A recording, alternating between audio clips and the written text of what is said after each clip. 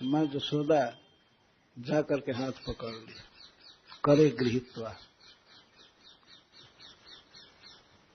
क्यों हाथ पकड़ी? क्योंकि हितैषिणी, वो हितैषिणी थी, बच्चे का श्री कृष्ण का हित करना चाहती थी, कल्याण करना चाहती थी। तो जाकर के बांह पकड़ ली और इसके बाद डांटने लगी। कस्मान मृदम अदांतात्मन भगवान भक्षितवान रह। अरे नटखट, तुम इतना ढीठ हो गए, तुम मनमाना आचरण करने लगे। तुमने क्यों खाया मिट्टी? यह नहीं पूछती है खाया या नहीं खाया, क्यों खाया।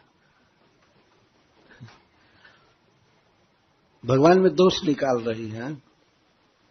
तो सारे देवता और वेद शास्त्र भगवान का गुण गाते हैं, स्तुति करते हैं, और माँ यशोदा भगवान के कर्मों में दोष निकाल रही है। देखिए ये प्रेम ऐसा बलवान होता है। कोई आज तक भगवान में दोष नहीं निकाला होगा कि तुम्हारा खाना दोषपूर्ण है, चलना दोषपूर्ण है, कुछ करना दोषपूर्ण है। लेकिन मां ने कहा क्यों खाया, और विशेषण दे रही है। कहाँ गुण गाना तो वहां करे अदांतात्मन। अरे चंचल चित्त, जिसका अपने मन पर कोई बस नहीं है, अदांत आत्मा, मन बस में नहीं है, तो ये संबोधन कर रही है। क्यों खाया तुमने? तो श्री कृष्ण सुनते ही बोल दी, कहाँ खाया, कहाँ खाया? आखिर खाने का कोई स्थान होना चाहिए ना, सब घेरे हुए हैं, कहाँ खाया? तो कहती रहा एकांत में खाया। सब बच्चे कह रहे हैं कि एकांत में तुम खा रहे थे। इस तरह से भगवान को दोषी पा करके डांटा जा रहा है। ऐसा वातावरण, ऐसा समाज हम लोगों के वैदिक समाज को छोड़ करके कहीं नहीं है। किसी का ईश्वर के प्रति यह भाव नहीं है कि हम जरा डांटें और ईश्वर गलती न करे, भगवान गलती न करे। भगवान को भगवान समझे तब न, तो भगवान को तो भगवान समझना ही नहीं है। तो क्यों खाया? अदांतात्मन, नटखट, असंयत चित्त। भगवान इससे सुख मानते हैं। मां यशोदा की भर्त्सना से और डांटने से भगवान बहुत प्रसन्न होते हैं। वे तो कहते हैं कि वेद की स्तुतियों से भी मैं वैसा खुश नहीं होता हूं जितना हमारी प्रिया अम्मा हमें डांटती है, तब मैं खुश होता हूं। भगवान का बहुत दिनों का मनोरथ था कि मुझे कोई डांटने वाला चाहिए, मुझे बांधने वाला चाहिए। तो भगवान की साध को मां यशोदा ने पूरा किया दाम बंधन लीला में। ऐसा नहीं था कि भगवान की इच्छा के विरुद्ध कुछ किया, इच्छा बनी रहती थी। वैसे तो सारा जगत भगवान से संबंध रखा है, सेवा करते हैं सभी, पर भगवान की ये इच्छा रहती थी कि हमको अपने से छोटा मान करके या ज्यादा से ज्यादा अपने समान मान करके कोई प्रेम करे, तो उस प्रेम के कारण मैं उसके बस में हो जाता। अपना के बड़ माने हमारे समहीन, सही भावे हई अमी तहार अधीन। अपना के बड़ माने, हमसे अपने को बड़ा माने, मैं बड़ा हूं, चाहे किसी भी संबंध में, मां हूं या सखा भी हूं तो बड़ा हूं, किसी विषय में बड़ा, अथवा सौम। भगवान श्री कृष्ण कहते हैं, अपने धाम में विचार करते हैं कि ऐश्वर्य ज्ञानित सब जगत मिश्रित। ऐश्वर्य शिथिल भावे न है मोर प्रीत। मुझको ईश्वर कोई मानता है तो ऐश्वर्य भावना से उसकी जो भक्ति है शिथिल होती है, कमजोर होती है, वेग नहीं होता। तो ऐसे भक्ति से मैं प्रसन्न नहीं होता। उनकी इच्छा रहती थी कि अपना के बड़ माने हमारे समहीन से ही भावे है या मैं तहार अधीन। 3 उदाहरण देते हैं चैतन्य चरितामृत में। वे कहते हैं कि सखा शुद्ध सखे करे स्कंधे आरोहण, तुम्ही कौन बड़ लोग तुम्ही अमिशान। मेरे सखागण मेरे स्कंध पर भी चढ़ते हैं, कंधे पर चढ़ते हैं और कहते हैं तुम कौन बड़े आदमी हो, तुम और हम सम हैं, क्योंकि मित्र हैं। तुम्ही कौन बड़ लोग तुम्ही अमी सम। जब श्री कृष्ण हार गए खेल में और उनको घोड़ा बनना था तो कहे कि मैं नहीं बनूंगा। तो क्यों नहीं बनोगे? क्योंकि मैं राजा का पुत्र हूं, मेरे पिता की 9 लाख गौएं हैं। बोले 9 लाख गौएं हैं तो जहां है वहां है। खेल के मैदान में गाय से काम नहीं करेगी। खेलन में को का को गुस्साइया, खेलने में कौन किसका स्वामी होता है? 9 लाख गाय है, ये है वो। घोड़ा बनोगे कि नहीं? तो जिद किए नहीं बने तो इनको अपने दल से निकाल दिए। ठीक है आओ, ठीक है तुमको हम नहीं रखेंगे। भगवान बड़े खिन्न हो गए, निकाल दिया गया इस दल से। अपने सखाओं के साथ बिना खेले ये बिल्कुल मोरस हो गए, खिन्न हो गए, निकाल। कोई बात भी नहीं करेगा उससे और खेल में आने का कोई प्रश्न नहीं। भगवान किनारे बैठ करके रोने लगे। तब सखा लोग पूछे अब इसको ले लेना चाहिए, घोड़ा बनोगे? तो भगवान ने स्वीकार किया, हाँ बनेंगे। तो घोड़ा बने, श्री राम जी सवारी किए।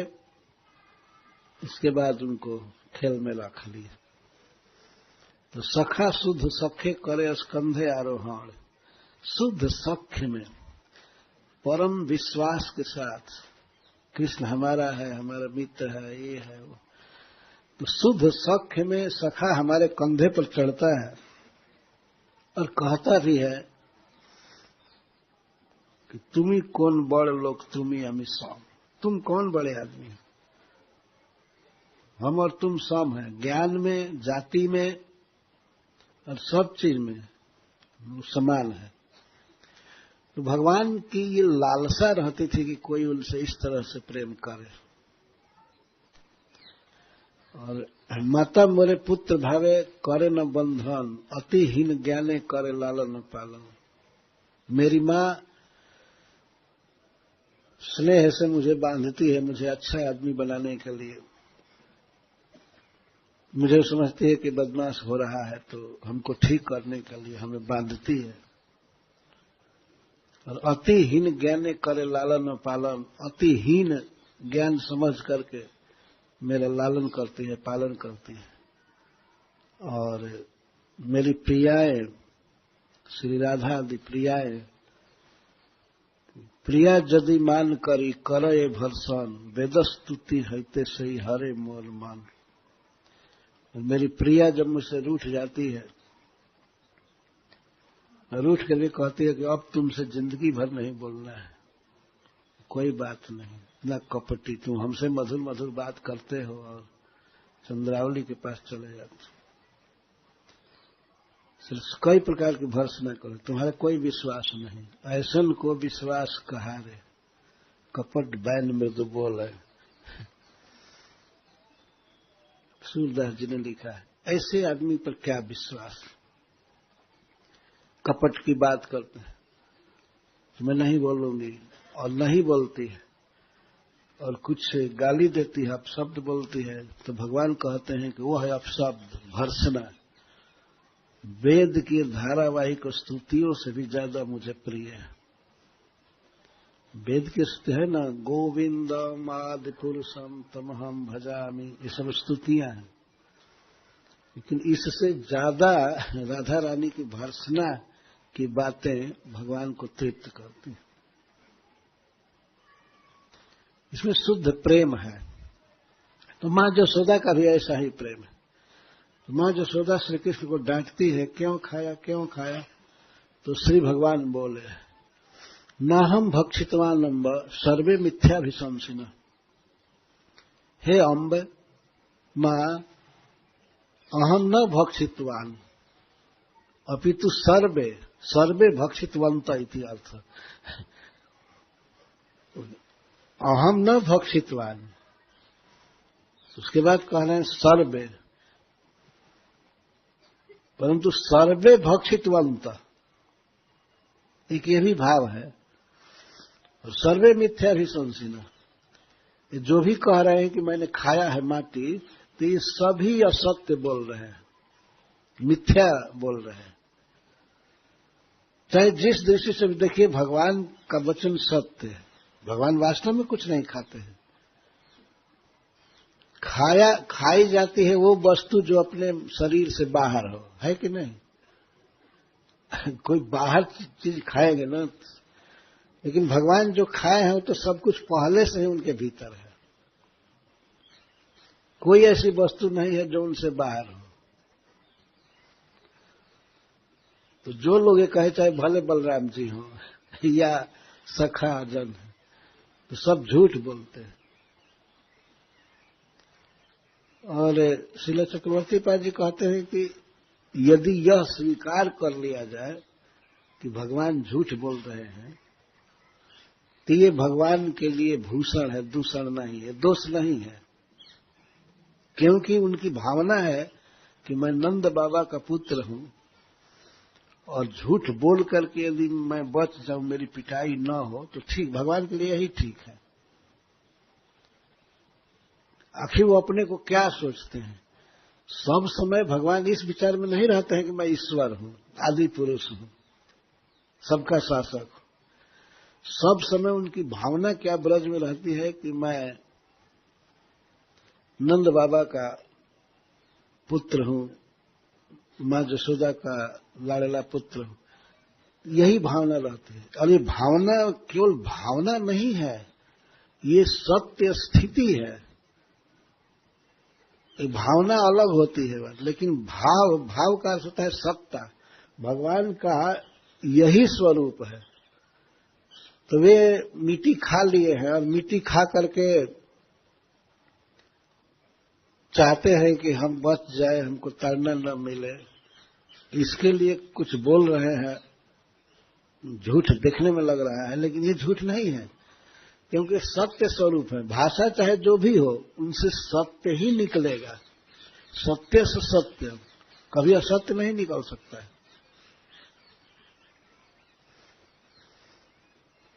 और सत्य निकले तो सत्य यह है कि वे नंद बाबा के पुत्र हैं, यशोदा जी के पुत्र हैं। उनको डर है मां यशोदा से कि ये मारेगी।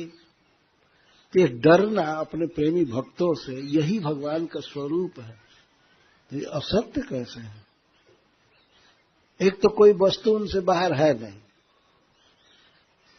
और दूसरे वे डर रहे हैं। तब बचने के लिए अगर वे कहें कि मैंने माटी नहीं खाया, तो ये असत्य नहीं है, यही सत्य है। सत्य स्वरूप नंदन के सत्ता को ये बता रहा है।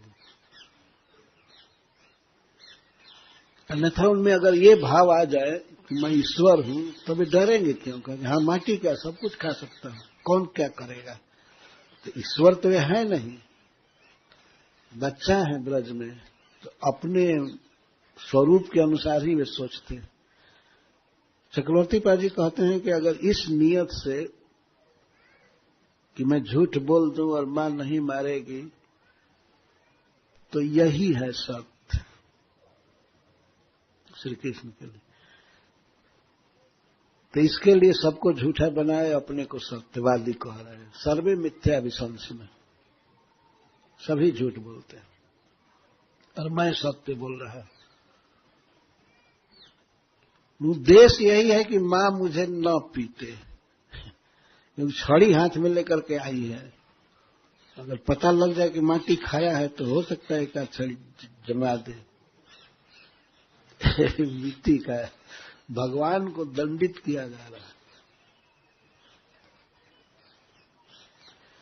मां ने कहा, नहीं, श्री कृष्ण ने कहा, यदि सत्य गिरस तरहि समक्षम पश्चिमे मुखम। और यदि तुम ऐसा मानती हो कि ये लोग सत्यवादी हैं, तो मेरा मुख तो सामने ही है, देख लो। और श्री कृष्ण जल्दी जल्दी दांतों से, होठों से और जीभ से, मसूड़ों से लार बना करके जल्दी जल्दी भीतर घोंट लिए। मिट्टी कोई अंश बचा नहीं। जो मां कोई लोग गए कहने के लिए, उसी समय अब ये मुख में लार बनाने लगे। जल्दी जल्दी इनको विश्वास हो गया कि अब मुख में कोई मिट्टी का अंश बचा नहीं है। तब के समक्षम पश्चिमे मुखम यद्येवम, यदि ऐसी बात है कि तुमने मिट्टी नहीं खाया, यद्येवम तरहि व्यादेहि, तो मुंह खोलो, मुंह प्रसारित करो। इति उक्त स भगवान हरि व्यादत्ता आहत ऐश्वर्य क्रीड़ा मनुज बालक। जब मां जसोदा ने कहा कि मुंह खोलो, इतना सुनने पर हरि ईश्वर श्री भगवान अपना मुंह खोले। अव्याहत ऐश्वर्य है जिनकी ईश्वरताई, जिनका सब पर ब्रह्मा शिवादि पर शासन कभी आहत नहीं होता है, कभी ऐश्वर्य कम हुआ वैसा नहीं है। देवताओं का ऐश्वर्य या मनुष्यों का जो ऐश्वर्य है, कभी कभी किसी काल में आहत होता है। जैसे बड़े बड़े मिनिस्टरों का 5 साल में आहत हो जाता है ना। 5 साल के बाद अब चुनाव होगा तो कौन ईश्वर बनेगा, कोई ठीक नहीं। तो पहले के ईश्वर सब आहत ऐश्वर्य हो गए। या किसी भी कारण से ज्ञान बल कम हो जाता है, पावर कम हो जाता है, लेकिन श्री कृष्ण का ऐश्वर्य तीनों काल में या किसी भी स्थान में एक समान रहता है। ये विचार करने की बात है कि जिनका ऐश्वर्य कभी भी बाधित नहीं होता है, सब कुछ उनमें है, अनादिकाल से अनंत काल तक रहेगा। कोई भी परिस्थिति, कोई भी काल, कोई भी स्थान कभी उनके ऐश्वर्य को बाधित नहीं कर सकता। पर इसके साथ ही श्री कृष्ण क्रीड़ा मनुज बालक, वे ब्रज में लीला करने के लिए मनुष्य के बालक बने। बालक हैं, बने क्या, क्रीड़ा मनुज बालक। वही में जैसे पहले कहा, सब कुछ है, ईश्वर है, भगवान है, अद्भुत अखंड ऐश्वर्य है इनका, पर फिर भी श्री कृष्ण मनुज बालक, नंद महाराज के पुत्र हैं, जसोदा के पुत्र, और लीला आवेश में अपने को ऐसा ही मानते हैं। तो दिखाए, मुख दिखाए। तो मां जसोदा देख रही है मुख में, सा तत्र ददृशे विश्वम जगत स्थास्नु चरिष्णु च। सा, वह स्नेहमयी जसोदा अपने पुत्र श्री कृष्ण के मुख में ददृशे देखी, जगत सारे जीवों को देखे। जीवों की 2 श्रेणी है, स्थास्नु और चरिष्णु। स्थावर प्राणी और चलने वाले चरिष्णु, अचर और चर देखा, सब कुछ देखा।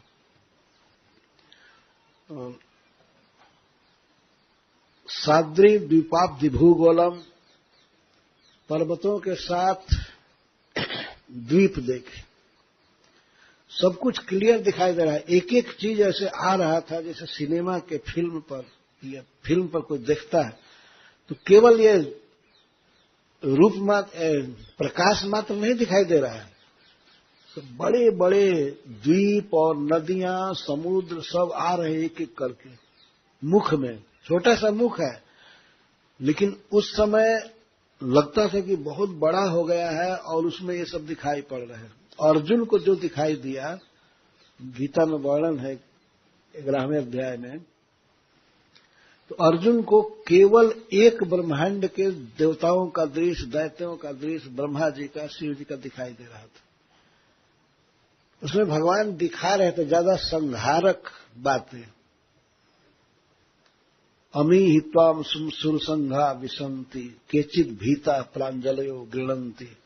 अर्जुन कहते हैं कुछ लोग डर करके और आपको हाथ जोड़ रहे हैं, सिद्धगण महर्षिगण और असुर सब भाग रहे हैं आपके डर से। अर्जुन देख दिशा में भाग रहे हैं असुर। ब्रह्मांड मीसम कमलासनस्तम, मैं ब्रह्मा को देख रहा हूं जो कमल पर बैठे हैं, शिव जी को देख रहा हूं।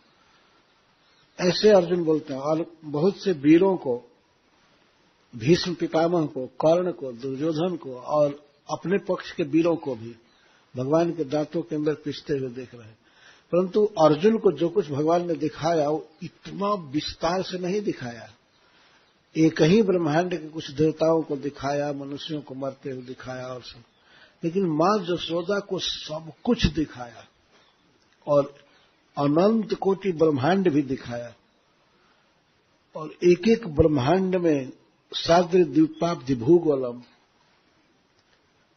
पर्वतों के साथ द्वीप, समुद्र और भूगोल, सब वायु अग्निंदु तारकम, वायु, अग्नि, इंदु और तारे, सूर्य चंद्र आदि ग्रह सब दिखाए। सब एक के बाद आ रहे हैं अपने ओरिजिनल रूप में, विशाल रूप में सभी आ रहे हैं। और मां यशोदा ने देखा। ज्योतिश्चक्रम जलम तेजो नभस्वान वियदेवच, आवृत्ति हो रही है।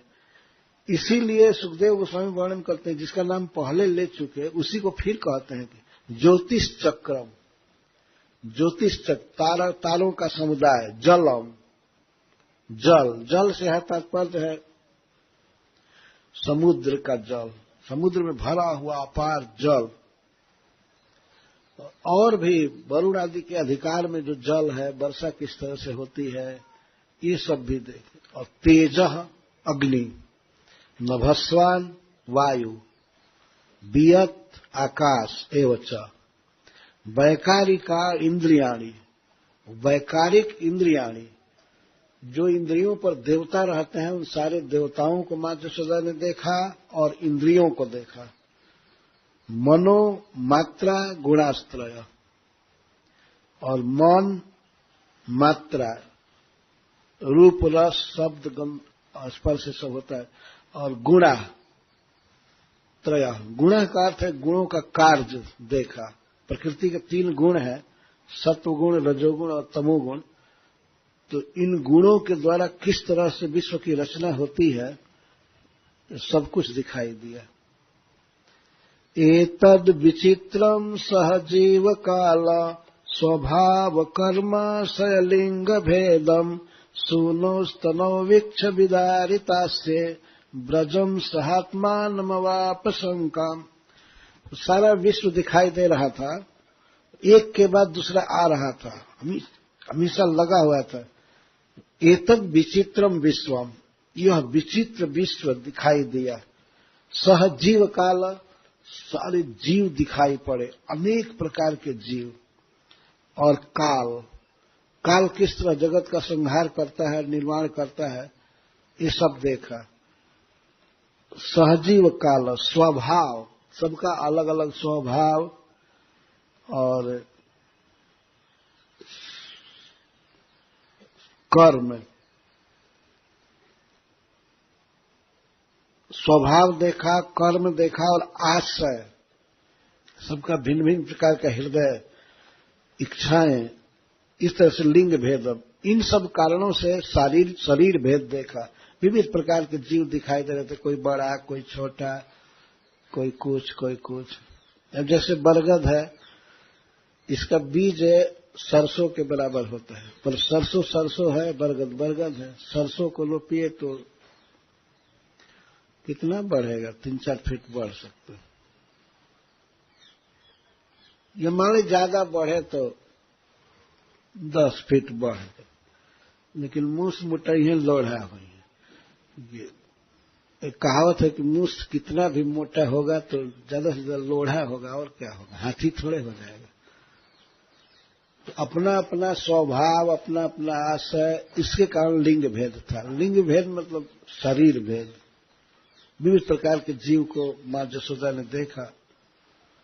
सुनो स्तनव, और देखते देखते और क्या देखती है, अपने पुत्र के मुख में सबको देखा। कैसा मुख, विदारित आस्य, बाए हुए मुख में। श्री कृष्ण ऐसे मुख बाए थे और मां जसोदा ऊपर से देख रही है, सब देख रही है चकित होकर। तो श्री कृष्ण मुख खोले हुए। देखते देखते आश्चर्य की बात, दृश्य बदल रहा था, आ रहा था। तब तक उसने देखा यह पृथ्वी दिखाई दी। पृथ्वी में फिर बदला भारतवर्ष, भारतवर्ष में फिर मथुरा मंडल, मथुरा मंडल देखने पर फिर गोकुल दिखाई दिया। और गोकुल में भगवान ने देखा कि एक जसोदा अपने पुत्र को डांट रही। ये भी देखा। ब्रजम सह आत्मान, अपने यहां जो गौएं थी, नंद बाबा आदि थे, सब दिखाई दिए, और जसोदा भी दिखाई दी जो कृष्ण को डांट रही थी। ये सब देख करके तो हैरान हो गई कि ये क्या देख रही। और इसको देख करके जब बाहर देखती है तो कृष्ण बाहर खड़ा है, और उसके मुख में ही सब कृष्ण, जसोदा, नंद बाबा, गायें, गोप सब दिखाई दी। ब्रजम सह आत्मानम, ब्रज के साथ अपने आप को देखा और पुत्र को भी देखा। इसको देख करके उसे बड़ी शंका हुई कि ये क्या देख रही हूं। भगवान की ऐश्वर्य शक्ति मां जसोदा के सामने अपना जरा जोर लगा रही थी कि आखिर कृष्ण ईश्वर है ना, भगवान है ना, इनको बच्चा मान करके बस डांटा जाए, मारने की धमकी दिया जाए तो ऐश्वर्य शक्ति कब तक बर्दाश्त करती। इसीलिए वो खड़ी हो गई। लेकिन कितना भी जोश दिखाए, भगवान के माधुर्य शक्ति के आगे झुक जाती है। मां जसोदा को बहुत शंका है। तब ये मैं क्या देख रही हूं, किम स्वप्न ये तत्, क्या ये सपना देख रही हूं, मैं क्या देख रही हूं, हे नारायण। अभी सपना की बात कही, सपना देख रही हूं क्या, तो और इधर उधर घूम करके देखती है। नहीं सपना नहीं, ये चीज उठा रही हूं, ये देख रही हूं, ये सपना नहीं है, सपना नहीं। ये तो उत्देव माया, या देव माया, क्या ये भगवान की कोई माया तो नहीं है, या देवताओं की माया तो नहीं है। किंवा मदीयो बत बुद्धि मोह, और कहीं मेरी बुद्धि का ही कोई भ्रम तो नहीं है, ऐसे ही बिना मतलब के दिखाई दे रहा है। 4 वितर्क कर रही मां जसोदा। अथो अमुशैव ममार्भकस्य यह कश्चनोत्पत्ति का आत्मयोग। और फिर अंतिम वितर्क पर आई, कहीं मेरे ही पुत्र का ये स्वाभाविक आत्मवैभव, आत्म ऐश्वर्य तो नहीं है, कि ये सपना है क्या। एक ये वितर्क है, नहीं सपना नहीं है। क्या भगवान की माया है, या किसी देवता विशेष की माया है कि मैं सब देख रही हूं। तब दूसरे लोगों को देखती, दूसरे जीवों को, दूसरे गायों को, गोपों को कर दे, वो तो भ्रम में नहीं है। जो देवता की माया होती तो सब पर लगती, लेकिन हम पर केवल है। तो मेरे ही बुद्धि का कोई भ्रम विशेष है, बुद्धि कभी कभी उल्टा मान लेती है। ये कभी कभी होता है। जाकर मति भ्रम भई खगेशा शोकह पश्चिम उगय दिनेशा। जिसके मति में भ्रम हो जाता है तो कहता है सवेरे सवेरे आज सूरज पश्चिम में उगा है। सूरज कभी पश्चिम में नहीं उगता है, पूरब में उगता है। लेकिन जब मति भ्रम हो जाता है तो ऐसा दिखाई पड़ता है। हमने 2 बार ऐसा देखा है उल्टा। मुगल सराय से अपने गांव पर जा रहा था तो गाड़ी जा रही थी पूरब पश्चिम से, लेकिन मति में बस गई बात की गाड़ी पश्चिम जा रही है, बनारस की तरफ जा रही है। तो धैर्य देता था कि भाई इसके बाद कौन स्टेशन आवे, तो जो स्टेशन आना चाहिए वही आता था। फिर भी भ्रम नहीं मिटता था, यही लगता था कि गाड़ी पश्चिम जा रही।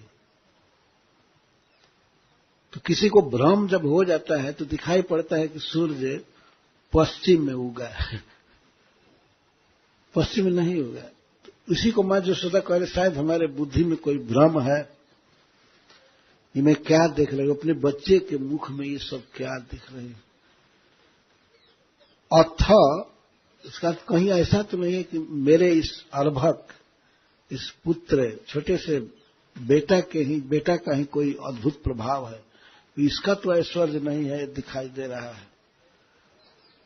ये बात सोच करके वो सब खत्म कर दी। नहीं, ऐसा तो हो ही नहीं सकता, ऐसा कभी होगा नहीं। इतना वैभव, इतना आश्चर्य अगर हमारे बच्चे में होता है तो ये बिल्ली से डरता है, बानर से डरता है, माखन चुरा करके खाता है, ये सब इसका कोई ऐश्वर्य नहीं है। लेकिन ऐश्वर्य धक्का दिया मां के भाव पर, एक बार धक्का दिया और अब लगा कि ये ईश्वर स्वीकार करेगी, ईश्वर स्वीकार करेगी। लेकिन मां तो अचल रही, कहीं ईश्वर का भाव नहीं है। अथो जथावन न पित्त वितर्क गोचर, चारों वितर्क के गोचर कुछ हुआ नहीं। चेतो मन कर्म बचो विरंज से, चाहे चित्त से, मन से, वचन से, किसी से भी निरूपण किया जाए, इस संसार का निरूपण नहीं होता है। तो ऐसा विश्व, ऐसा संसार जदाश्रय, जिनके आश्रय पर टिका हुआ है और जिसके द्वारा रचा हुआ है और जिनसे उत्पन्न हुआ है, वही भगवान नारायण हमारी गति है। श्री कृष्ण को भूल करके भी ईश्वर नहीं मानी। अब एक बार मन में आ रहा था कि ये ईश्वर है क्या, तो इसको हाथ जोड़ लूं, चरण छूऊं, लेकिन नहीं। अब अन्य लीलाओं की याद करके नहीं। जैसा गर्गाचार्य जी ने कहा था कि इसमें नारायण का आवेश होता है, ये नारायण के समान है गुण में, तो भगवान नारायण ही कोई चीज दिखा रहे हैं। तो ऐसे प्रभु के चरणों में मैं प्रणाम करती हूं अपने पुत्र के हित के लिए कि हे नारायण, आप बच्चे को जन्म दिए हैं, आप पालन किए हैं, आगे भी पालन कीजिएगा, मेरा बेटा स्वस्थ रहे, स्वस्थी रहे, सुख से रहे। बस इतना तक ज्ञान, इतना तक पहुंचा।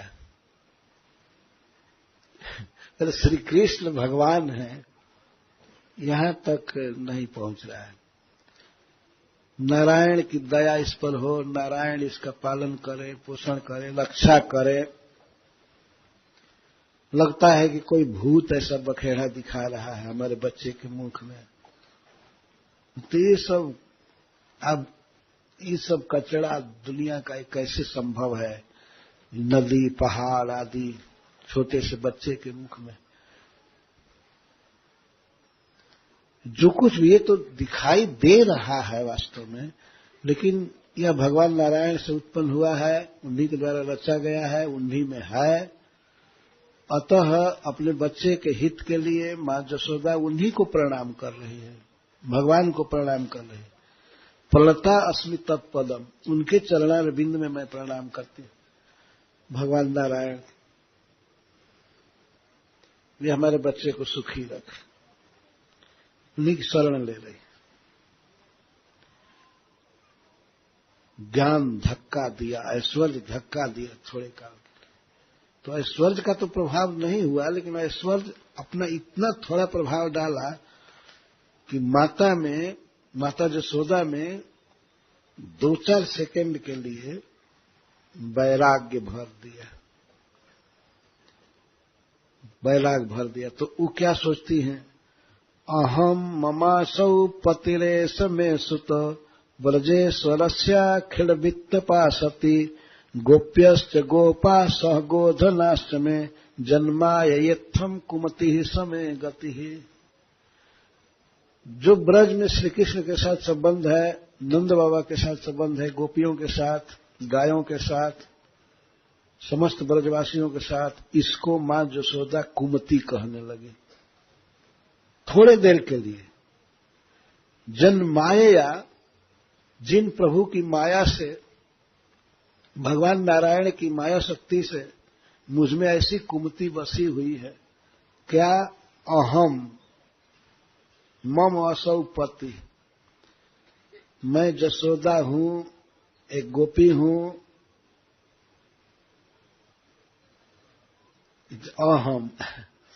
अहम देह को कह रही हैं कि यह यशोदा नामक देह मैं हूं,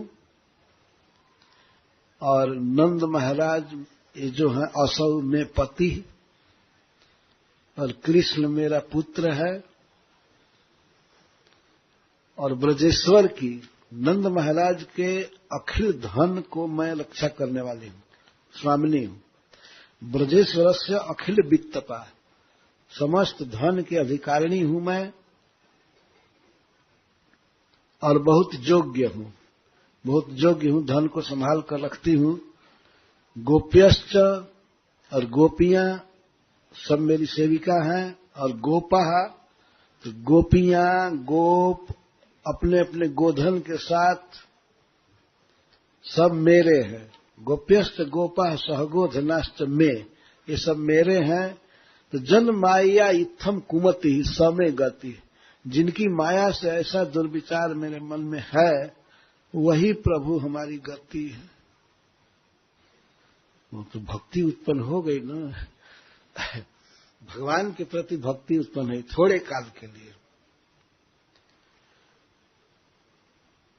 यह है ऐश्वर्य का धक्का, लेकिन बहुत कम देर रहा। मैं यशोदा नहीं हूं, नंद मेरे पति नहीं है, कृष्ण मेरा पुत्र नहीं है, मैं ब्रजेश्वर की गृहिणी हूं, या मैं सारे धन के अधिकारी नहीं हूं, गोपियां मेरी नहीं हैं, गोप मेरे नहीं हैं, गौएं मेरी नहीं हैं, इस प्रकार की विचारधारा आना, तो ये तो सर्वनाश के बराबर है। एक प्रकार से विचार करके देखा जाए तो ये सर्वनाश है किसी भक्त का, प्रेमी का, उसके अंदर ऐसा विचार आए। तो ऐसे क्या किया जाए जब भगवान का ऐश्वर्य, वो भी एक शक्ति है, और धक्का दिया तो माधुर्य थोड़े देर के लिए डगमगाया।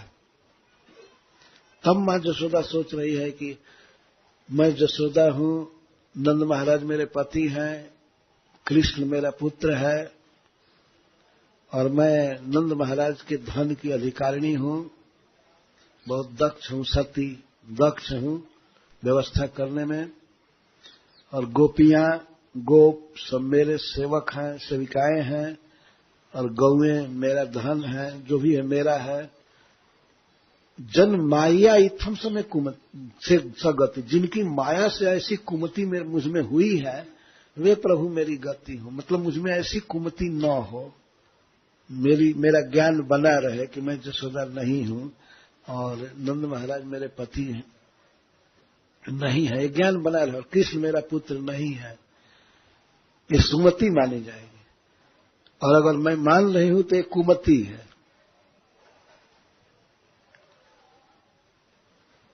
जिनकी माया से ऐसी कुमति मुझमें हुई है, वे प्रभु मेरी गति है।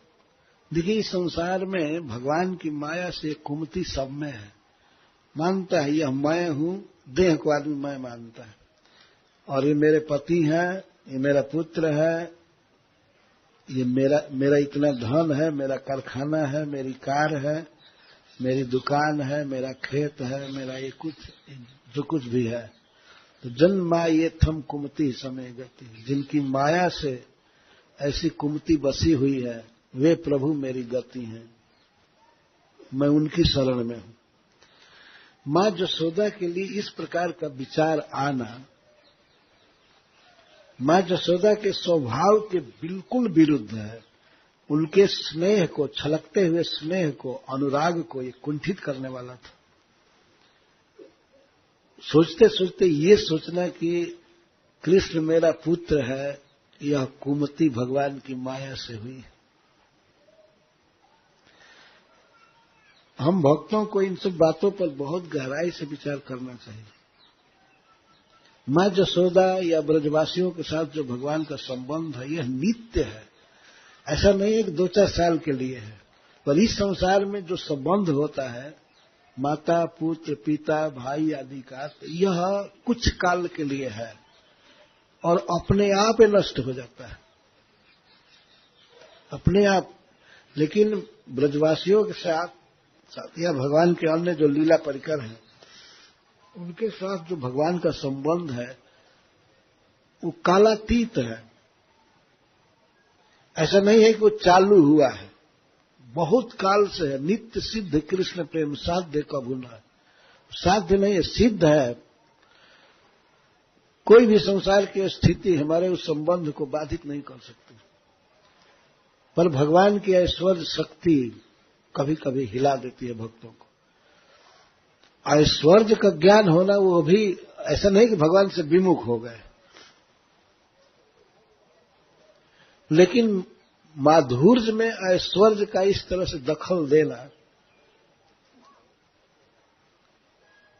यह कुछ कुछ भक्तों को हिला देता है, ये भाव भर देता है कि ईश्वर है। और जो भक्त भगवान से प्रेम किया है, उनकी सेवा किया है, अपने प्रेम के व्यवहार को ही अपराध मानने लगता है। जैसे अर्जुन कह दिए भगवान से कि दोनों सेनाओं के बीच में मेरा रथ खड़ा कीजिए, तो पहले भी कहा कि मेरा सारथी बनिए, आप ड्राइवर बनिए। लेकिन जब विराट रूप देखे तो भगवान के साथ जो उन्होंने प्रेम किया है, उन प्रेम सेवाओं को ही अपराध मानने लगे। कहते हैं जैसे पिता अपने पुत्र का अपराध क्षमा करता है, सखा अपने सखा का अपराध क्षमा कर देता है, और प्रिय जैसे प्रिया का अपराध क्षमा कर देता है, ऐसे आप हमारा अपराध क्षमा कीजिए। अभी भी उदाहरण ऐसा दे रहे हैं जिसे भगवान के साथ संबंध हो, हमको क्षमा कर दीजिए। मैंने आपको बात में कभी कभी जादव कहा, सखा कहा, कहां आप इतने महान और आपको मैं सखा कह रहा था, बहुत भारी अपराध किया। जबकि सखा कहने से, यादव कहने से भगवान प्रसन्न थे उनसे। भगवान बीच बीच में बोलते हैं, गीता में कहते हैं कि तुम मेरे दृढ़ सखा हो, तुम मेरे मित्र हो, भक्त हो, इसलिए मैं ये ज्ञान दे रहा हूं तुमको। ऐसा नहीं था कि अर्जुन के उन व्यवहारों को भगवान मन ही मन नापसंद कर रहे हैं। ये सोचे कि हमसे रथ हकवा रहा है, हमको ऐसा संबोधन दे रहा है, कहां मैं परम ईश्वर हूं और मुझको एक जादव कह रहा है।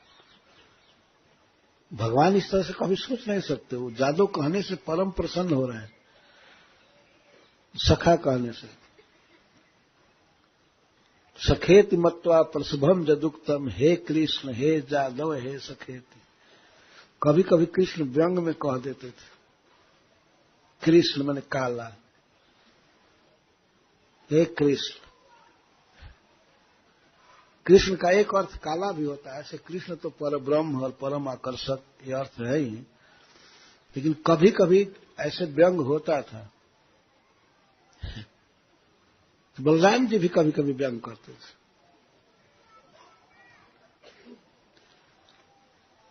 बलराम जी से तो कभी कभी भगवान इतना चिड़े रहते थे लीला में। बलराम जी कह दिए कि ये चोरी छोड़ो, नहीं तो मैं प्रचार करूंगा, तुम्हारा विवाह हो नहीं पाएगा। तुम क्या प्रचार करेंगे? इनका विवाह 2-3 हुआ और कृष्ण का 16,108 हुआ। गोरा होने से क्या होगा? कृष्ण कृष्ण है। तो इस तरह से मैं कई बार आपको कृष्ण कहा, सखा कहा। किसी महान व्यक्ति को कोई ऐसे ही कहे कि आप मेरे फ्रेंड हैं, तो उसका एक प्रकार से अपमान है। तो अर्जुन अब प्रेम संबोधन को ही अपराध मानने लगे। और क्यों मैं अपराध किया? तो सखा इति मत्वा, सखेति मत्वा परशुभम जदुक्त। मैं ऐसे ही हट पुलोक कह देता था, हे कृष्ण, हे जादव, हे सखेति, अजानता महिमानम तवेदम मया प्रमादात प्रणयन वापी। चाहे प्रमाद से या चाहे प्रेम से आपको कुछ भी कहा, सबके लिए मैं क्षमा मांग रहा हूं। भगवान तो बिल्कुल चकित है कि क्या हो गया इसको। जो प्रेम के व्यवहार है, उन्हीं प्रेम के व्यवहार को अपराध मान रहे हैं। मां जसोदा ऐसा कभी नहीं करेगी। तो द्वारका के परिकरों का ऐसा स्वभाव है। मथुरा और द्वारका के जो परिकर हैं भगवान के, वो ज्यादा ऐश्वर्य देखने पर वो बदल जाते हैं थोड़े देर के लिए। जैसे महारानी कुंती महारानी ने महाभारत युद्ध में अपने पुत्रों की रक्षा देखा, ब्रह्मास्त्र से और सुदर्शन चक्र द्वारा रक्षा किए, बड़े बड़े अस्त्रों से बचाए, नारायणास्त्र से, पाशुपतास्त्र आदि से। नहीं, पाशुपतास्त्र तो नहीं था किसी के पास, अर्जुन के पास था। तो कई अस्त्रों से बचाए। तो महारानी कुंती के मन में भाव आ गया कि कृष्ण ईश्वर है, भगवान है। तो मैं बहुत अपराधनी हूं कि अब तक मैं कृष्ण से अपना चरण छुआ रही थी। इसीलिए द्वारका जाते समय जब भगवान रथ पर थे तो जाकर के उनको प्रणाम करने लगे। नमस्ये पुरुषम त्वाद्य ईश्वरम प्रकृते पर। हे कृष्ण, वास्तव में तुम भगवान हो, ईश्वर हो। भगवान जब प्रणाम किए, नमस्ये नहीं, माता कुंती ने प्रणाम किया, तो भगवान तो चकित हो गए कि हमारी बुआ को क्या हो गया आज। हर एक बार आशीर्वाद देती थी, चिरंजीवी भव, सुखी भव, और आज क्या हो गया, मुझको प्रणाम करने लगी। तो भगवान ने कहा कि बुआ जी, अपने भाई के पुत्र को, अपने भतीजे को आप क्यों प्रणाम कर रहे हैं? नहीं नहीं कृष्ण, तुम केवल भतीजा नहीं हो, मेरे भैया वसुदेव जी के पुत्र हो, लेकिन वास्तव में तुम ईश्वर हो। ईश्वर प्रकृते है परम, ईश्वरम प्रकृते है परम। तुम प्रकृति से परे ईश्वर हो। माया जवनिका छन्नम अज्ञा धोक्ष न लक्ष्य से मूढ़ दृशा नटो नाट्य धरो जाता। अपनी माया से तुम अपने को ढके हो, योग माया से, इसीलिए दिखाई नहीं पड़ते हो।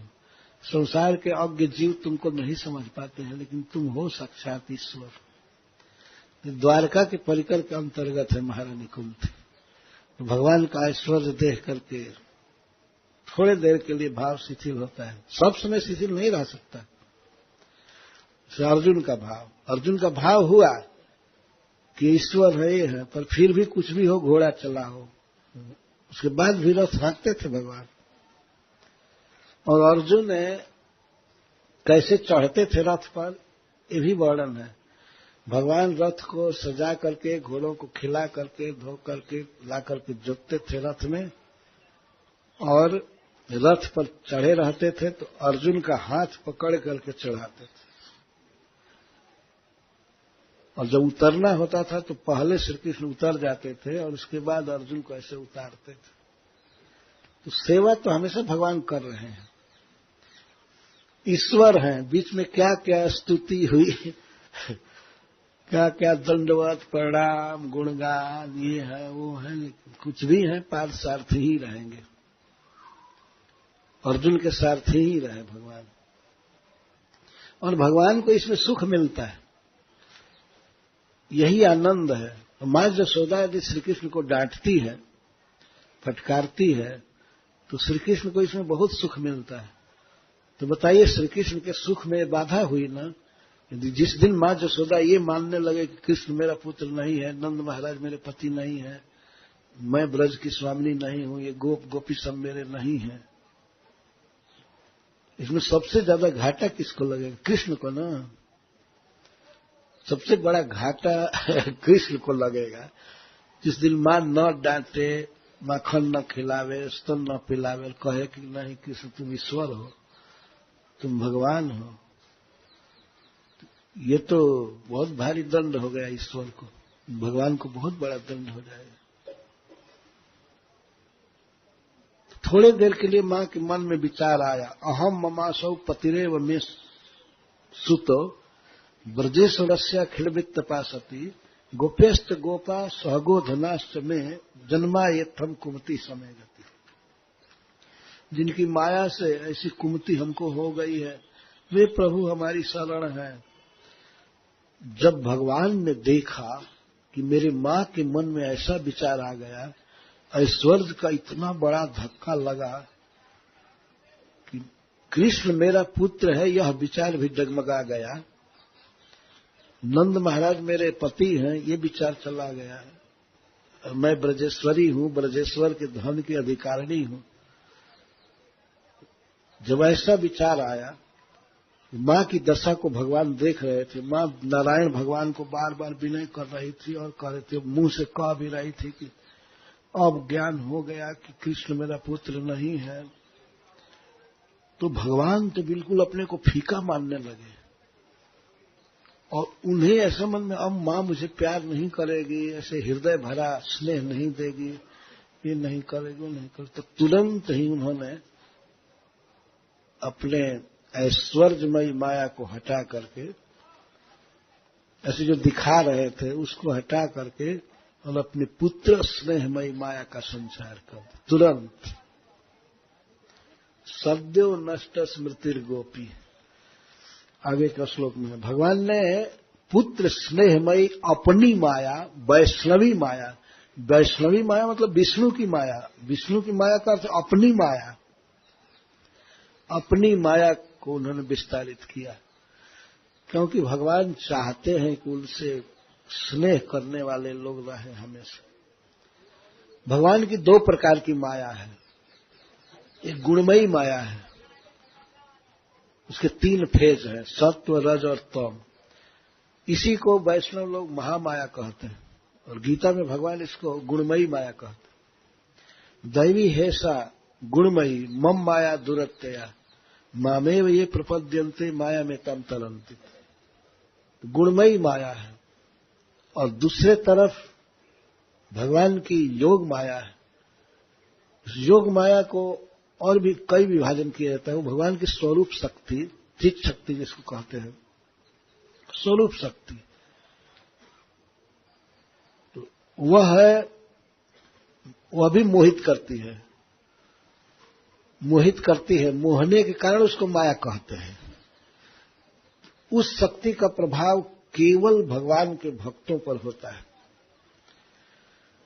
भगवान के जो नित्य परिकर हैं वे सदा भूले रहते हैं कि कृष्ण ईश्वर है, कृष्ण मेरा पुत्र है, मेरा सखा है, मेरा भाई है, मेरा स्वामी है, मेरा मित्र है, केवल यही। और संबंध ही प्रकट सब हर एक समय रहता है। जैसे इस जगत में सभी जीव माया के द्वारा बंधे हैं, महामाया के द्वारा, तो वैसे ही अपराकृत जगत में, गोलोक में, वैकुंठ में भगवान के सभी परिकर इसी स्वरूप शक्ति मधुर माया में पड़े क्या है, मतलब ऐसा नहीं कह सकते, परंतु भगवान की वह शक्ति काम करती है, माधुर्य शक्ति। और इस जगत में गुणमयी माया प्रभाव डालती है।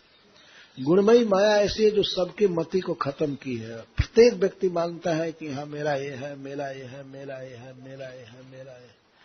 कितना कितना मेरा बना लिया, मेरा पिता, मेरी माँ, मेरा भाई, मेरा मित्र, मेरा घर, जननी जनक बंधु सुखदारा, तन धन धाम भवन परिवारा, सबकै ममता ताग बटोरी, मम पद मन ही बांध बल डोरी। भगवान श्री राम कहते हैं, माता सबरी से कहते हैं कि जननी जनक बंध सुतदारा, यह मेरी माँ है, यह मेरा पिता है, यह मेरा भाई है, यह मेरा पुत्र है, यह मेरी पत्नी है, यह मैं हूं, तन धन मेरा धन है, मेरा घर है, मेरा परिवार है। ये जो ममता के धागे जहां तहां लगे हुए हैं, भगवान कहते हैं थोड़ा थोड़ा ममता है कि धागा है, धागा ही है, थोड़ा सा स्वार्थ टकराया बस टूट टाट के खत्म हो जाए।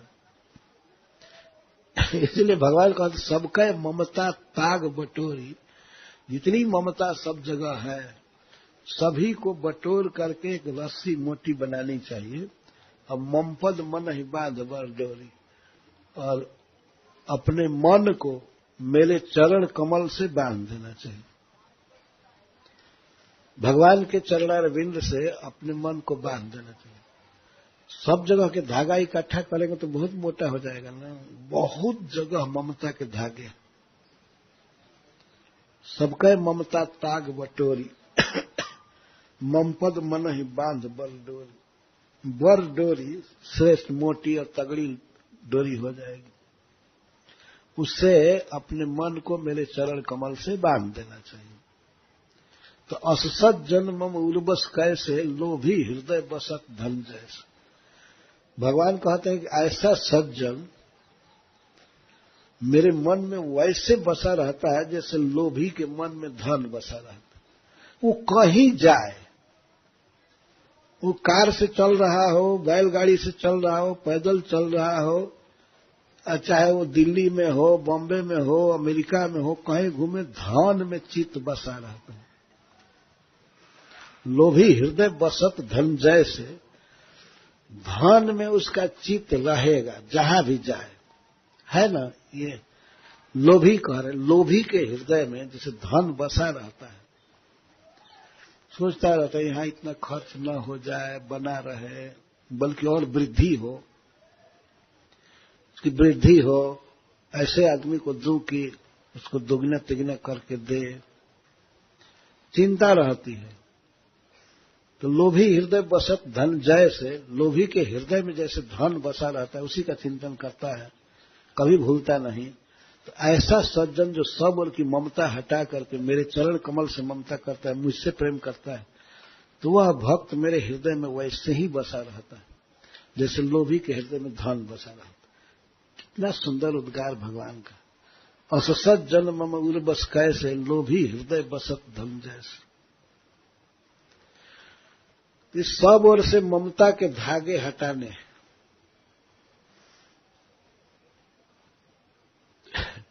एक भक्त कहते हैं कि धागा ही है, थोड़ा सा स्वार्थ में टेंशन हुआ टूट जाता है ना। संसार में कोई पिता को भी नहीं मानता है, माँ को भी नहीं मानता है, पत्नी को नहीं मानता, बच्चे से भी झगड़ा रहता है, पुत्र आदि से। आज प्रेम है और 2 दिन के बाद धागा टूट गया, लेकिन टूटे तो बेकार हो गया ना। टूटे तो इधर जोड़ना चाहिए, सबको भगवान से जोड़ना चाहिए। सबका ममता ताग बटोरी, ममपद मन ही बांध बर डोरी। एक बार एक व्यक्ति कथा कह रहे थे तो ये जब श्लोक बोले रामायण के चौपाई, तो अपने चरण को ऐसे ऊपर दिखा करके दर्शकों की तरफ कहे, ममपद मन ही बांध बर डोरी और ऐसे करने में वो गिर गए पीछे।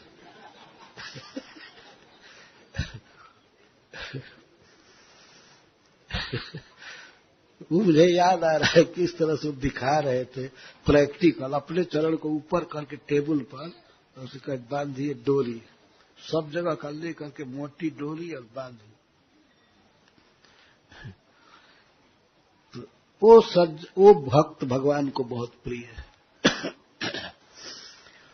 तो माँ जसोदा के सामने यहाँ पर तो जो भी धागा है, ये तो बड़ी बड़ी रस्सी है, भगवान कृष्ण को पुत्र मानना, नंद महाराज को पति मानना, गोपियों को गोपों को अपना माने तो बहुत बड़े बड़े तगड़े धागे नहीं रस्सियां, लेकिन ये भी डगमगा गई।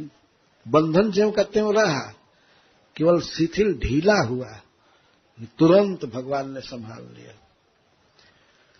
तो इत्थम विदित तत्वायाम, इस तरह से जब मां यशोदा को तत्व का ज्ञान हुआ, विदित तत्वा हो। तत्व क्या है? तत्व ये है कि श्री कृष्ण भगवान है। सुखदेव गोस्वामी जी एक सामान्य दृष्टि से बोल रहे हैं कि ये तत्व है। तत्व तो वास्तव में कृष्ण से प्रेम यही परम तत्व है, यही पंचम पुरुषार्थ है। और भगवान चैतन्य महाप्रभु श्रीपाद रूप गोस्वामी को बताते हैं, संबंध तत्व, अभिधेय तत्व, सनातन गोस्वामी को बताते, और प्रयोजन तत्व। तो संबंध तो भगवान कृष्ण के साथ जो हमारा संबंध है उसको संबंध तत्व कहते हैं, और उस संबंध के अनुसार जो काम है उसको अभिधेय कहते हैं, भक्ति। और जो अपना प्रयोजन है, लक्ष्य है, जो प्राप्त करना है, वो है प्रयोजन तत्व। तत्व तो वास्तव में वो है, पर फिर भी इस मायाबद्ध जगत में, इस प्राकृतिक जगत में तत्व है भगवान का रियलाइजेशन। भगवान कृष्ण को समझना कि ईश्वर है, हमारे स्वामी हैं, सेव्य हैं, सभी जीव उनके दास हैं, यह भी एक तत्व है। तो सुखदेव गोस्वामी कहते हैं कि जब भगवान ने देखा कि मेरे मां को तत्व ज्ञान हो गया, विदित तत्वायाम गोपिकायाम, परंतु कुछ भी है, इसको तत्व ज्ञान हुआ है पर है गोपी। गोपी का एक अर्थ है जो सब तरह से स्नेह द्वारा, अपने स्तन के दूध द्वारा, वचन द्वारा, गोपी जो कृष्ण की रक्षा करती है, पालन करती है, उसको गोपी कहते हैं। गोप का अर्थ होता है गोपन करना, रक्षा करना। तो गोपिका है, स्वरूप ये है कि श्री कृष्ण की रक्षा करने वाली है, श्री कृष्ण का पालन पोषण करने वाली है। तो स ईश्वर, वह ईश्वर जो मां यशोदा के पुत्र हैं, उसके गर्भ से जन्म लिए हैं, वे ईश्वर वैष्णवी माया व्यतनोत, अपनी माया का प्रभाव डाले। अपनी माया है भगवान के पुत्र स्नेहमयी माया। जो माया केवल मोहने के प्रसंग में किया जा रहा है, प्रभाव डालते, इसलिए इसको माया कह रहे हैं। भगवान की शक्ति, भगवान की स्वरूप शक्ति, यही भगवान के परिकरों को भुलाए रखती है। परिकरों को छोड़ दीजिए, भगवान को भी कभी ज्ञान नहीं होने देती है कि मैं ईश्वर हूं। ये तो है ईश्वर, तो स्वरूप में ही है, परंतु बच्चों के साथ खेलने में, गाय चराने में, या मां के साथ किलकारी करने में, प्रियाओं के साथ रास विहार आदि में, इनकी कभी भावना नहीं होती है कि मैं ईश्वर हूं। तो भगवान की यह शक्ति परिकरों को ही नहीं, भगवान को भी मोहित रखती है। पर भगवान का यह मोह स्वरूप भूत है। तो ऐसा नहीं है कि कोई आगंतुक, कोई अलग से माया लग गई, भगवान भूल गए, सृष्टि आदि छोड़ करके यहां नाच रहे हैं, गा रहे हैं, गाय चरा रहे हैं। ऐसे जीव भूले हुए हैं, ऐसे भगवान भूले हुए नहीं है। भगवान का भूलना भी भगवान है। इसको इसीलिए इसको स्वरूप शक्ति कहते हैं। अगर स्वरूप शक्ति मोहित करती है तो व्यक्ति तो स्वरूप में ही रहेगा ना। भगवान भी अपने स्वरूप में रहेंगे, परिकर भी अपने स्वरूप में रहेंगे। यही है स्वरूप। जीवेर स्वरूप है कृष्ण नित्य दास। कृष्ण का मैं सखा हूं, मैं कृष्ण की प्रिया हूं, कृष्ण की मां हूं, कृष्ण का सेवक हूं। यही है स्वरूप जीव का, और सब स्वरूप नहीं है। मैं इन सब झंझटों से परे हूं, शरीर से परे हूं, केवल शिवोहम शिवोहम। यह भी ठीक है, जीव आनंदमय है, सुखमय है, तो इसलिए उसको शिवोहम कहते हैं। लेकिन यही जीव का स्वरूप नहीं है। असली स्वरूप है दासोहम, मैं दास हूं। जीवेर स्वरूप है कृष्ण नित्य दास। नित्य दास। आज जो जीव भजन नहीं कर रहे हैं वो भी कृष्ण के नित्य दास ही है, स्वरूप यही है। पर इसे ऐसा नहीं मान लेना चाहिए कि हम भी एक दिन सेवा में थे। नहीं, नित्य दास होने का ये मतलब नहीं होता। जैसे किसी बरगद के बीज में नित्य बरगद विद्यमान है, नित्य है, जब बीज को रोपेंगे तब वो प्रकट होगा, यह है स्वरूप। ऐसा नहीं कि बरगद रोपिए और आलू पैदा होगा, स्वरूप ये है। और उसको उचित वातावरण देना होता है। क्या उचित वातावरण? श्रवण कीर्तन। जब श्री कृष्ण के विषय में प्रचुर श्रवण होता है, उनकी लीलाओं का, उनके उपदेशों का, जब श्रवण होता है, कीर्तन होता है, तो हृदय शुद्ध होता है, और उस शुद्ध हृदय में अपने आप जीव का जो स्वरूप है उदित होता है। श्रवण आदि शुद्ध चित्त कर उदय उदित हो जाता है। पर यह नहीं है कि कोई बनावटी चीज है जो स्वरूप नहीं है, यही है स्वरूप सभी जीवों का। तो कोई भी व्यक्ति अगर श्रवण का अवसर पाता है, कीर्तन का अवसर पाता है, तो उसका चित्त शुद्ध होगा ही, और शुद्ध चित्त में कृष्ण प्रीति, कृष्ण प्रेम का उदय हो जाएगा। तो यही है स्वरूप। तो भगवान ने अपनी स्वरूप शक्ति का विस्तार किया। तो ऐसा नहीं मानना चाहिए कि स्वरूप जो भगवान के परिकर हैं वे भूले रहते हैं, कृष्ण को ईश्वर नहीं मानते हैं, बल्कि कभी कभी अवहेलना भी कर देते हैं। प्रेममय अवहेलना। तो प्रिया मान करती है, कृष्ण से मानती नहीं है। यही स्वरूप है। और भगवान का स्वरूप क्या है? वे सदा प्रेम के बस में रहते हैं, यही उनका स्वरूप है। वे यही मानते हैं कि यशोदा मेरी माँ है, मेरी माँ मुझे भोजन देगी, दूध पिलाएगी, मेरी रक्षा करेगी। सहज विश्वास है भगवान को, वे निश्चिंत रहते हैं। अनेक कामनाएं होती है जिसको माँ यशोदा पूरा करेगी, और अन्य गोपियां हैं, गायें हैं, तो वे अपेक्षा रखते हैं अपेक्षा रखते हैं। और भावना हमेशा रहती है, ये हमारा गोधन है, ये हमारा ब्रज है, ये हमारे गिरिराज जी हैं। तो खेलते रहते हैं। कुछ लोगों को जो भक्ति तत्व से अनभिज्ञ हैं, वे लोग इस बात को नहीं समझ पाते हैं। वे सोचते हैं कि ये कैसा भगवान जो इतना रोवे और चोरी करे, तो भगवान भगवत्ता से च्युत हो गया। भगवान को अपना याद ही नहीं है याद क्यों नहीं है? अपने स्वरूप में ही भगवान है। तो ये जो स्वरूप शक्ति है, इसका संचार भगवान ने किया। और वह भी स्वरूप शक्ति कौन सी शक्ति? फेज क्या? पुत्र स्नेहमयी। उस स्वरूप शक्ति कई रूप में काम करती है। चाहे भगवान को स्वामी माने या सखा माने, अलग अलग फेज है, या प्रियतम माने। लेकिन यहां पर भगवान ने जिस फेज को बढ़ाया वो था पुत्र स्नेहमयी माया। और माया और इस स्वरूप शक्ति का विस्तार होते ही सद्यो नष्ट स्मृति गोपी, गोपी यशोदा तत्काल भूल गई। जो इस समय कह रहे थे कि नंद महाराज हमारे पति नहीं है, कृष्ण मेरा पुत्र नहीं है, ये कुमति मुझे हो गई है भगवान की माया से, तो ये सब स्मृति नष्ट हो गई। जो उसने विराट रूप देखा था भगवान के मुख में, डांटा था, क्या क्या कहा था देखने के पहले, वो सब भूल गई। शब्दों नष्ट स्मृति। वास्तव में भगवान के हाथ में है अपनी स्मृति देना किसी को।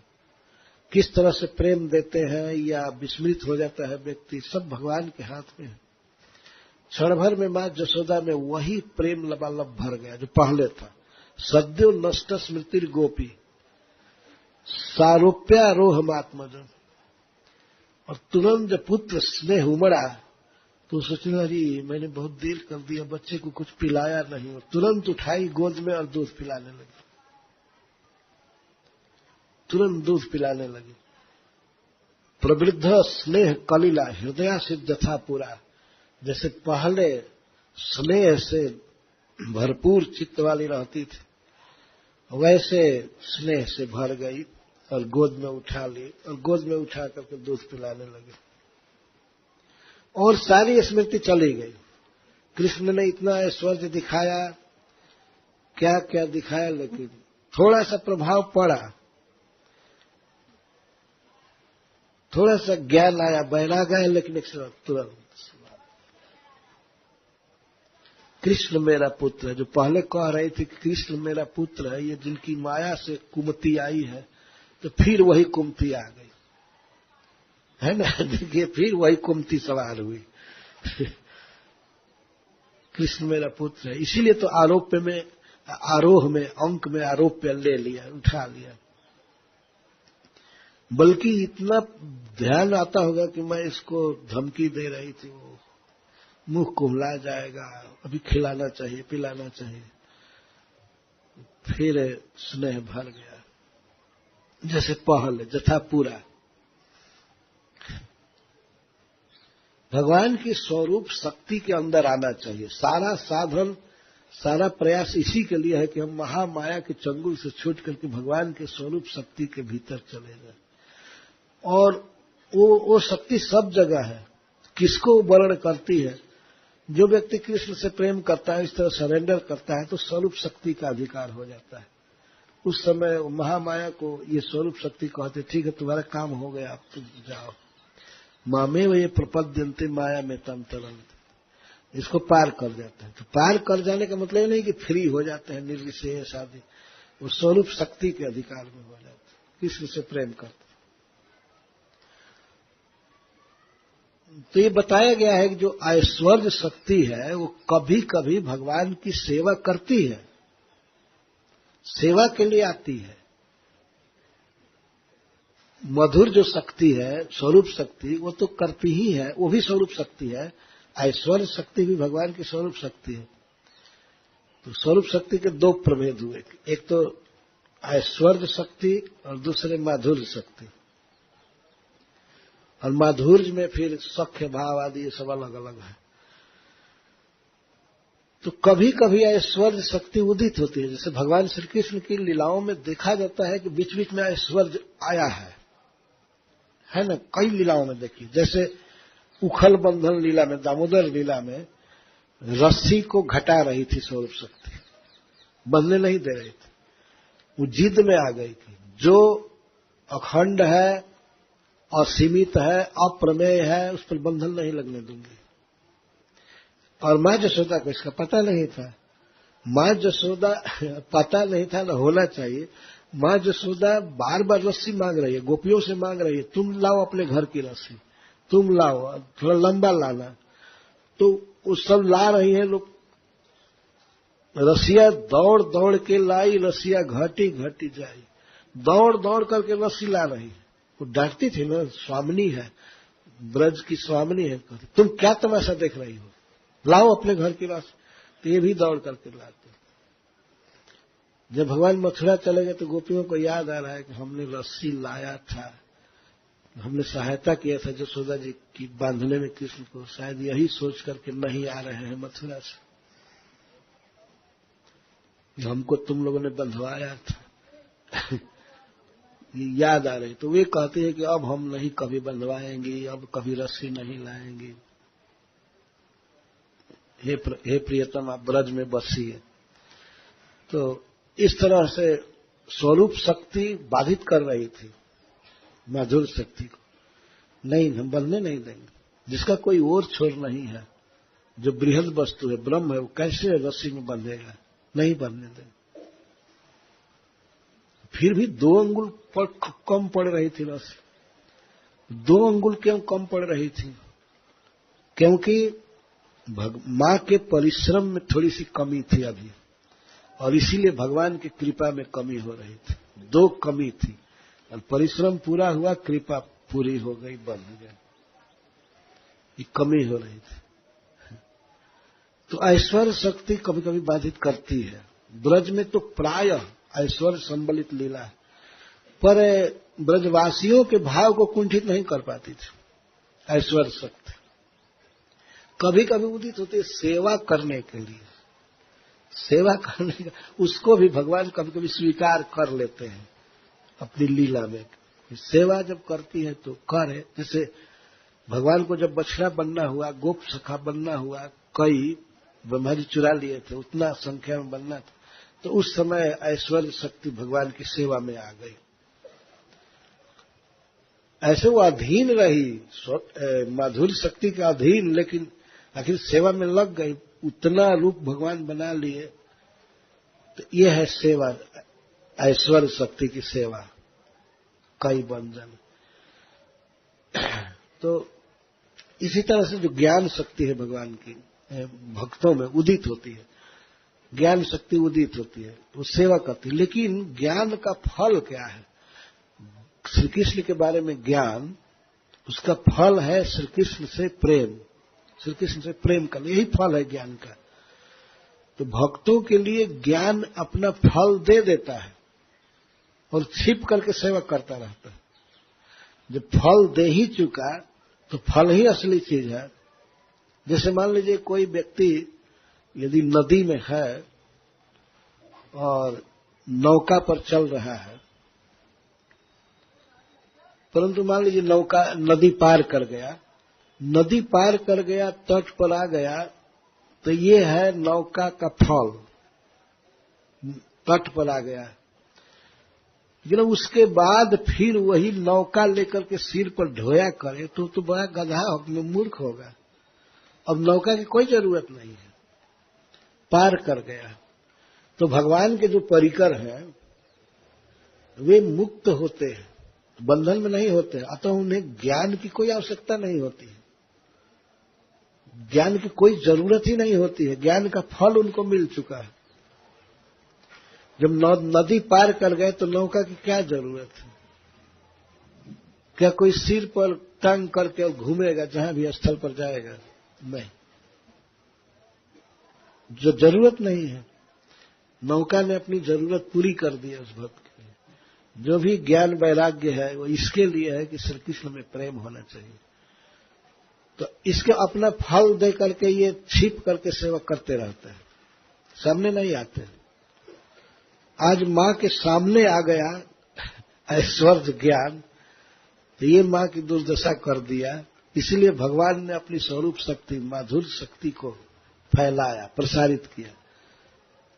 तो सद्यो नष्ट स्मृति गोपी, गोपी का वह ऐश्वर्य ज्ञान तत्काल नष्ट हो गया। सद्य, जैसे मैं पहले कहा ना कि 4-5 सेकंड लगा होगा, मां के इस विचार में 4-5 सेकंड लगा होगा। तो सद्यो नष्ट स्मृति, वह ऐश्वर्य स्मृति कि कृष्ण भगवान है और ये है, या भगवान तो नहीं, मतलब भगवान नारायण की माया से मुझ में ऐसा विचार आ गया है कि मैं कृष्ण की मां हूं, कृष्ण मेरा बेटा है। यही कुमति थी वास्तव में। मां जसोदा कह रही है कि ये कुमति है, लेकिन वास्तविक कुमति यही है कि मैं कृष्ण की मां नहीं हूं, कृष्ण मेरा बेटा नहीं है। इस प्रकार का विचार आना ये बिल्कुल अनुचित है। अतः भगवान ने अपनी स्वरूप शक्ति, माधुर्य शक्ति के द्वारा इसको नष्ट कर दिया। और प्रवृद्ध स्नेह कलिल हृदय, बढ़े हुए स्नेह से कलिल व्याप्त हृदय हो गई यशोदा। यशोदा बढ़े हुए स्नेह, प्रवृद्ध स्नेह कलिल, कलिल का अर्थ व्याप्त, और प्रवृद्ध प्रकर्षण बढ़ा हुआ स्नेह। वो तो स्नेह और प्रेम नित्य बढ़ता ही रहता है। पहले जो डांट रही थी और बाद में यह विराट रूप देख करके ये सोच रही थी, विश्व रूप देख करके, अब फिर पुत्र बुद्धि उमड़ गई। कृष्ण मेरा पुत्र है, ये है वो है। कुछ देर हुई इसको खिलाने पिलाने में, तो गोद में ले ली और दूध पिलाने लगी। यशोदा जी श्री कृष्ण को हमेशा पुत्र ही मानती थी। त्रय्या चोपनिषद्भिश्च सांख्य योगश्च सात्वतई उपगीयमान महात्म्यम हरिम सामान्यतात्मजम। ये अन्य लोग अन्य मानते हैं कृष्ण को, कृष्ण के प्रति किसकी किसकी क्या दृष्टि है। त्रय्या, 3 वेद को त्रयी कहते हैं, त्रय विद्या माम सोमपापूत पापा यज्ञ रिष्ट्वा स्वर्गतिम प्रार्थयन्ते।